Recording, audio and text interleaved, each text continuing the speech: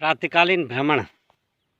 मेरे प्यारे दोस्तों, साथियों, भाइयों, बहनों और नन्हे मुन्ने प्यारे बच्चों, सबको मेरा नमस्कार।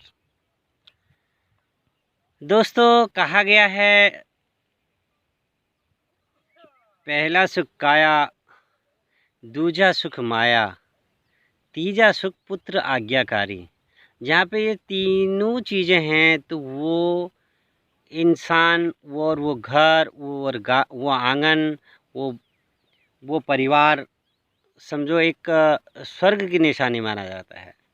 तो इसलिए पहला जो सुख के बारे में मैंने आपको बताया, पहला सुख काया, तो ये जो आपकी शरीर है ये एक मिट्टी का समझो एक ढेला है।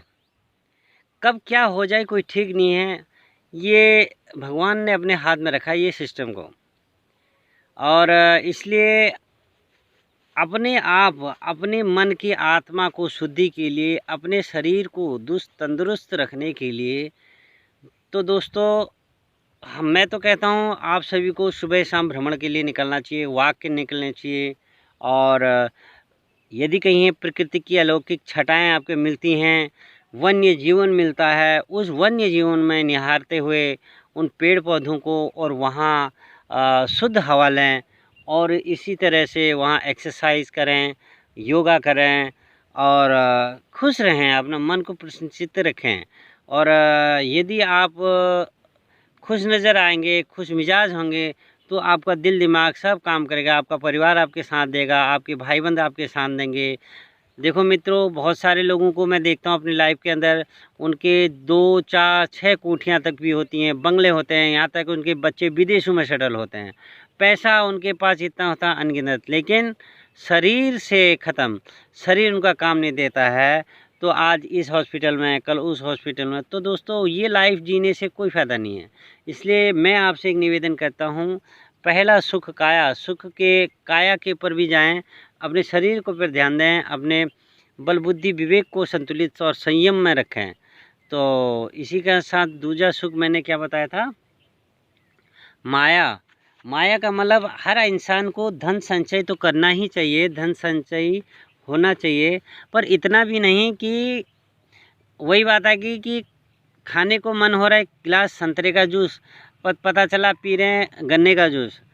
मन कर रहा है एक कप चाय पीने का, पी रहे हैं एक गिलास पानी। तो वो मन को जो है नहीं मानना चाहिए। और भगवान ने पैसा टका सब दिया हुआ है, जर जोरू औलाद सब कुछ दिया है, उसके बाद आदमी अपने शरीर के लिए उस पैसे को खर्च नहीं करता, तो वो भी इंसान कोई इंसान नहीं है। तो इसलिए माया तो संचय करना चाहिए। माया संचय करने से आपका परिवार सुख होगा, आपको सुखी जीवन मिलेगा। एक माया भी एक जीवन के साथ अटैचमेंट है, माया का भी रोल। तो कहने का मतलब धन दौलत ये सब आपको चाहिए, पर इतना नहीं कि जिससे कि उसका लाभ कोई उठाए और आप चिंता की जगह चिता में चल बसे। तीसरा दोस्तों, आज का बहुत बड़ा दुर्दांत विषय है। हमारे बहुत सारे परिवारों में मैं देखता हूँ, बाप माँ का कहना नहीं मानता, माँ सास की कहना नहीं मानती, सास बहू का कहना नहीं मानती। अरे बाप रे बाप, घमासान परिवार के अंदर। यहाँ तक कि मैंने देखा गया है कि कई बार बहू और बेटे घर से ही अलग चले जाते हैं और सास अलग खाना बना रही है, बहू बेटे अलग खाना बना रहे हैं। एक परिवार, एक घर, एक कबीला, एक ब्लड ग्रुप, एक रिलेशन। तो ये क्या है? ये सुख भी एक पुत्र सुख भी बहुत ज़रूरी है। वो सुख आपको कब मिलेगा?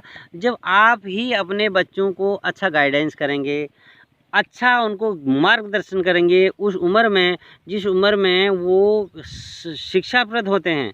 अब आप 50 साल की उम्र में किसी को समझाओगे, अरे भैया जाके वहाँ पर भागवत कथा हो रही है वहाँ पे चले जाओ, वो कहेंगे पागल है पापा, यार क्या भागवत कथा में मुझे भेज रहा है।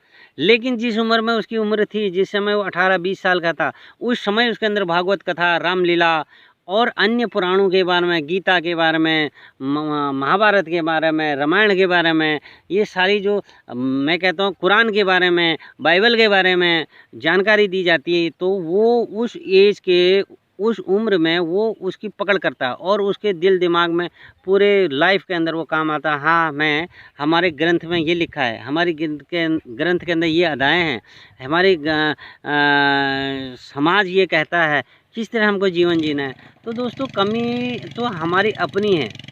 तो इसलिए मैं आप सभी बंधुओं से निवेदन करता हूँ, कृपया शादी ब्याह आदि में अपने बच्चों को न ले जाएं। यदि कहीं भागवत कथा, पुराण हो रहा है, शिव पुराण हो रहा है, महाभारत है, सत्संग हो रहा है, इन चीज़ों में बच्चों को ले जाएं। वहाँ पर आपको एक शिक्षा का, एक बच्चों को कुछ समझने का वो ज्ञान मिलेगा, भक्ति का ज्ञान मिलेगा। आज हमारा हिंदू, मैं तो कहता हूँ, मैं हिंदू समाज से हूँ, मैं कहता अदर धर्म में भी यही है, उनको अपने धर्म का ज्ञान नहीं है, भटके पड़े हुए हैं।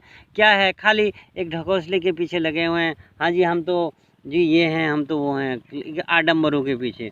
तो दोस्तों पुत्र सुख तभी मिल पाएगा जब आप उसको उस उम्र में शिक्षा देंगे जिस उम्र में वो शिक्षा के लायक।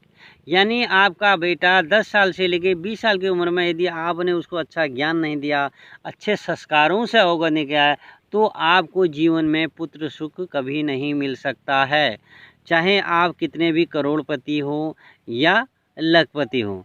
तो दोस्तों मैं इसी के साथ ये अपने वाणी को विराम देता हूँ। Good morning, have a nice day.